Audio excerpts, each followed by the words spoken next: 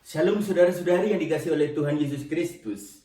Hari ini kita akan belajar kembali kebenaran firman Tuhan yang terambil di dalam 1 Raja-Raja pasal 17 ayat 13 sampai dengan ayatnya yang ke-14. Dan tema perenungan firman Tuhan hari ini adalah ada mujizat di balik memberi. Saudara-saudari yang dikasihi oleh Tuhan Yesus Kristus, saat ini hampir seluruh bangsa atau negara di muka bumi ini sedang mengalami kesulitan ekonomi yang begitu berat karena adanya virus corona yang melanda hampir 200 negara. Sehingga ekonomi di suatu negara, hampir di 200 negara yang ada di muka bumi ini mengalami kehancuran atau mengalami penurunan pertumbuhan ekonomi. Bahkan kalau kita melihat berita-berita di televisi, bahkan ada berita yang sangat viral di negara Australia. Ketika rakyat Australia mengetahui bahwa di negaranya akan diadakan lockdown, maka masyarakat berbondong-bondong membeli segala kebutuhan, keperluan sehari-hari. Bahkan di dalam video yang viral itu, ada masyarakat yang berantem gara-gara tisu toilet, saudara. Bahkan hampir di negara-negara maju juga terjadi proses orang membeli bahan-bahan makanan dengan menggunakan troli dan isinya penuh.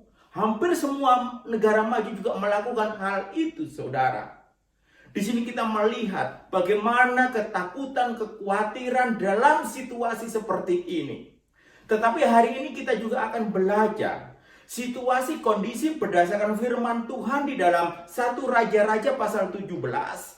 Pada waktu masa kerajaan Israel di bawah pimpinan Raja Ahab, dan ketika pada waktu itu Elia memberitakan firman Tuhan untuk bangsa Israel.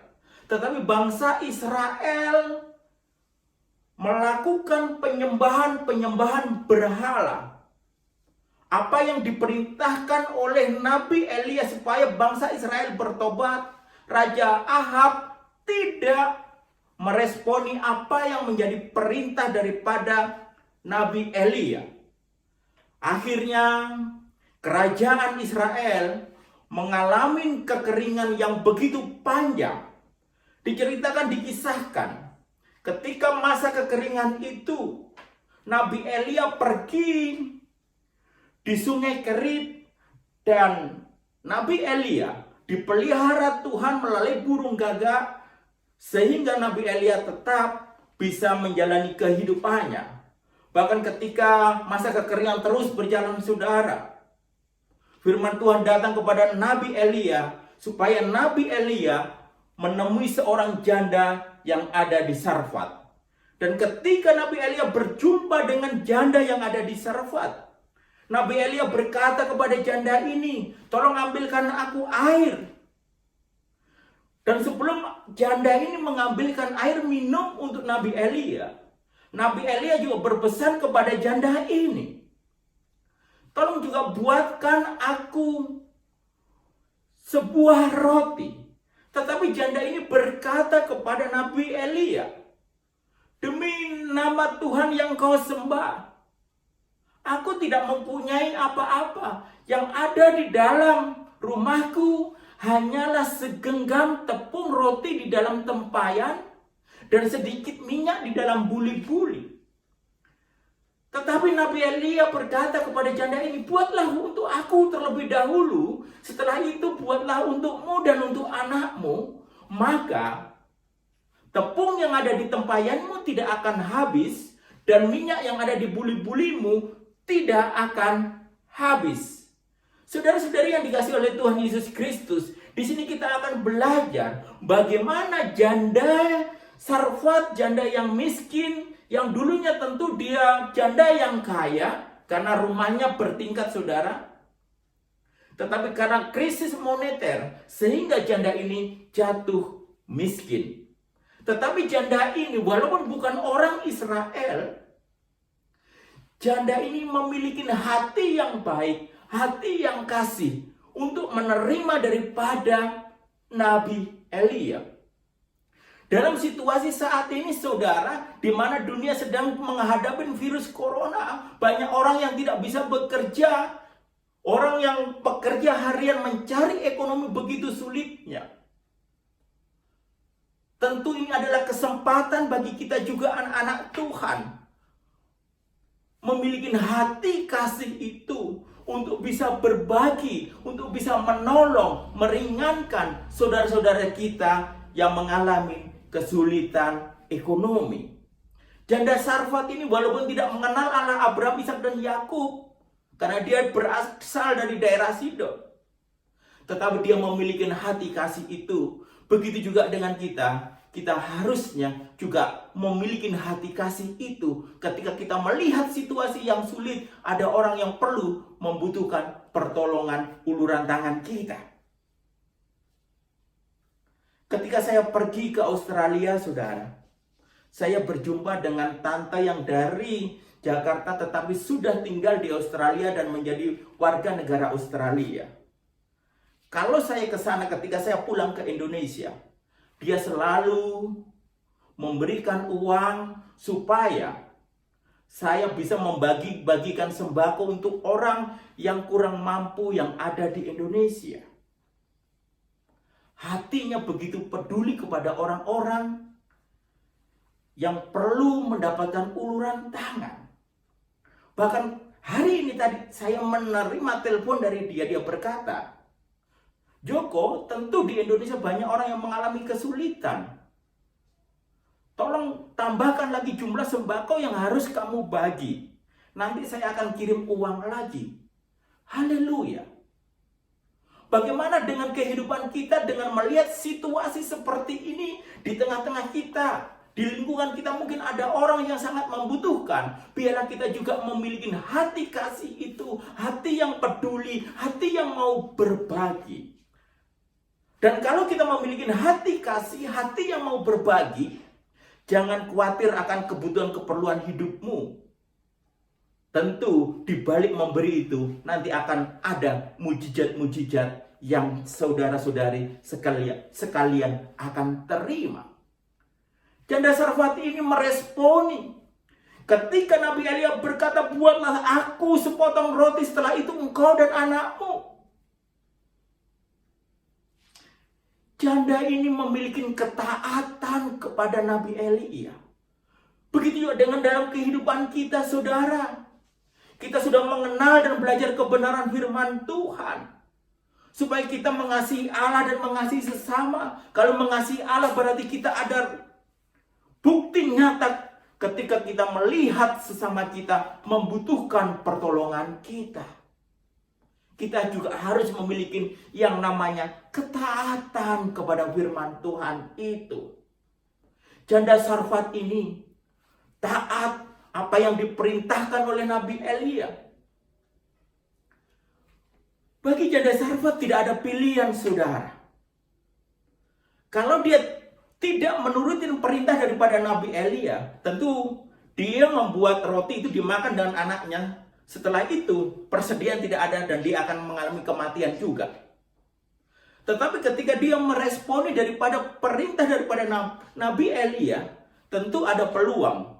Kalau seandainya dia membuatkan roti untuk Nabi Elia, dan apa yang dikatakan Nabi Elia bahwa tepungnya tidak akan habis dan minyaknya tidak akan habis, dan itu tidak terjadi, dia juga akan mengalami yang namanya kematian juga.